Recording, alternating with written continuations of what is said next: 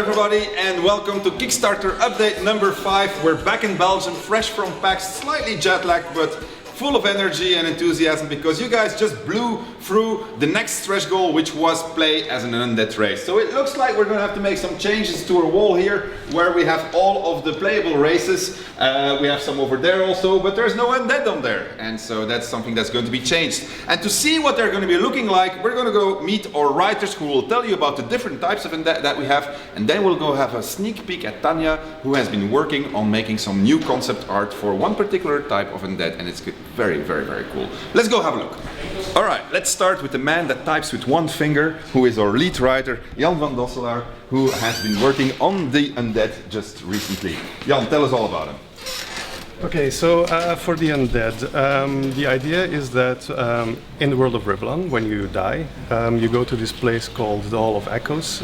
People may remember the Hall of Echoes from Divinity 2 actually, but we've been working on expanding the lore. The idea for the undead is actually that these are people that resist the natural pull towards the Hall of Echoes, where normal people go when they die. The first in this category are called the Faint. And these people feel like they have some kind of unfinished business left on the world, which is why they resist the pull to the Hall of Echoes. The problem is that because they resist the pull, they start to wither, and their personality is slowly taken away from them, and that is why they are called the Faint. Then the second category is the Raised, and these are basically the necromantic undead. They are raised by necromancers to be dominated by them, and how do they do this? They do this by getting them addicted to giving them little bits of source which they instinctively crave, and that's why they're completely and utterly obedient to the necromancer and will do the vilest things in their name. And then there is the third category, and those are the chosen ones. We call them the chosen ones for now. And this is actually a civilization of undead. And they're very special because they are also able to resist the pull to the Hall of Echoes, but because of a big secret, which we won't reveal yet, they, unlike the Faint, they remain conscious on this world.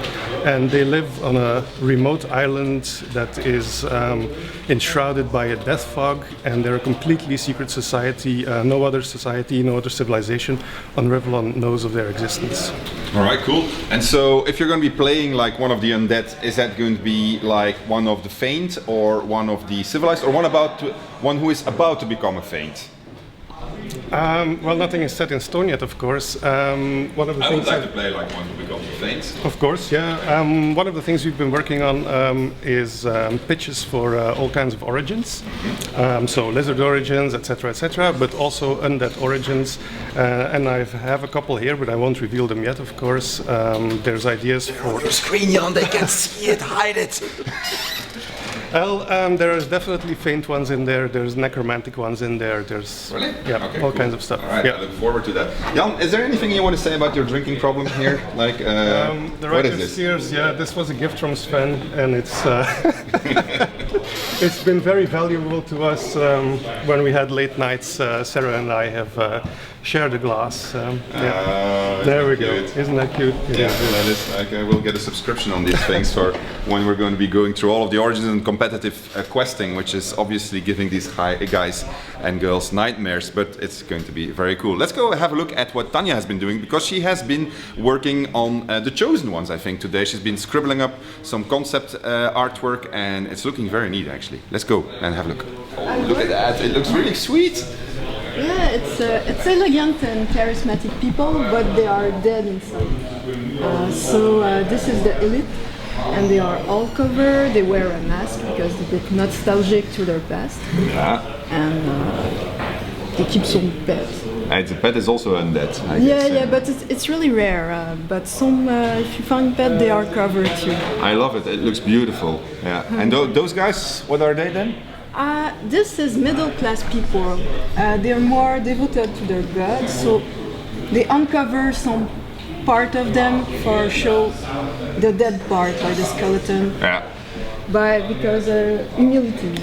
Okay, well, very nice. So Tania is going to keep on working on them, and then once she will be ready, we will share that artwork obviously with you.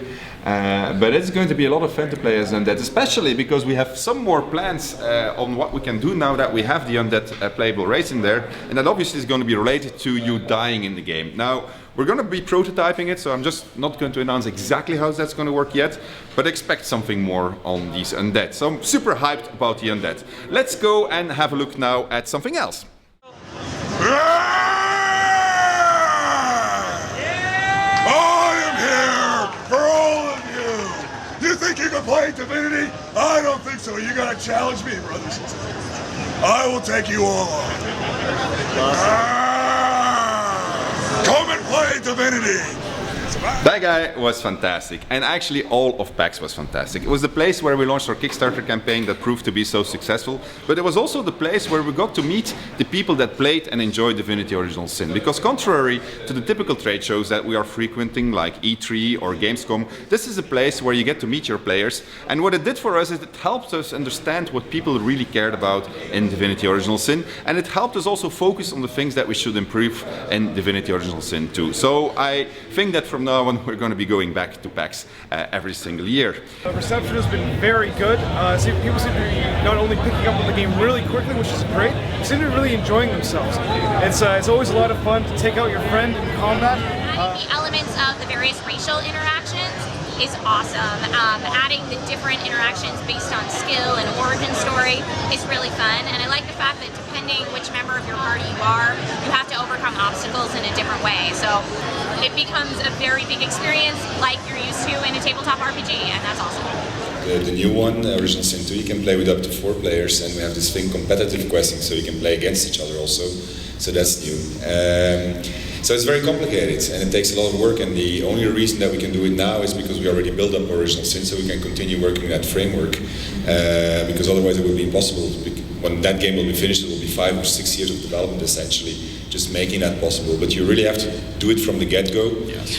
But what helps is what you were talking about, systemic design, where you say you can kill everybody, because that's like it. You have to have things like that present in there just to be able to make that co-op RPG, because you never know what the other guy is going to do. Yeah. And you have to adapt your quest in all kinds of ways, because you could be doing something while I'm doing something else at the same time, and then it just becomes mind-boggling if you don't have your systems down really well from the very beginning. Right. Thank you very much. Well, and I'm surrounded here by our cosplayers who have been doing such a fantastic job. So, how's it been going? It's been going pretty great. I like glowering at people and being a badass. Pretty cool. I'm having an absolute blast. You guys have some incredible fans, and they just bring a great positive energy that's absolutely infectious. It's always nice to reach those moments where like they realize that like what you're talking about is super cool, and then when they go over and play the demo and come out and they talk about it, it's really exciting. I've been having a lot of fun doing that. I will take you on. You think you can take me on?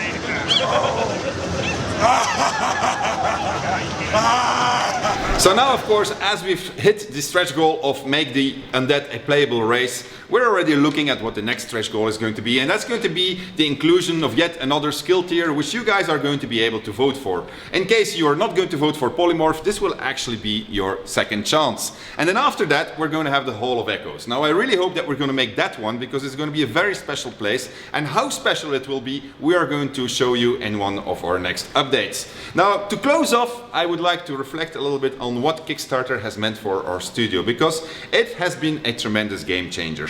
And to demonstrate that, I have here a couple of magazines with me. When Larian Studios released its first RPG, which was Divine Divinity, it was reviewed in PC Gamer UK, and it received a score of 58 out of 100. The same year, it got 84 out of 100 with some patching by PC Gamer US. And then a couple of years later, they actually put it in their top 100 games of all time, and they put it on place 73.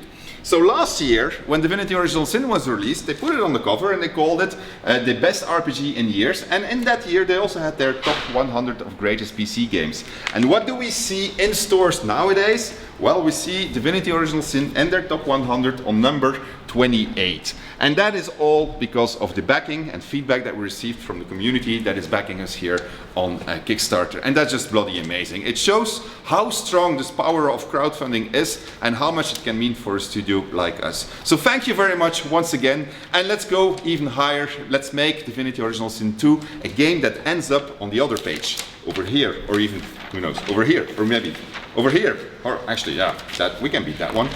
That one's gonna be hard. So, all right, until next time, take care and thank you very much. Bye bye.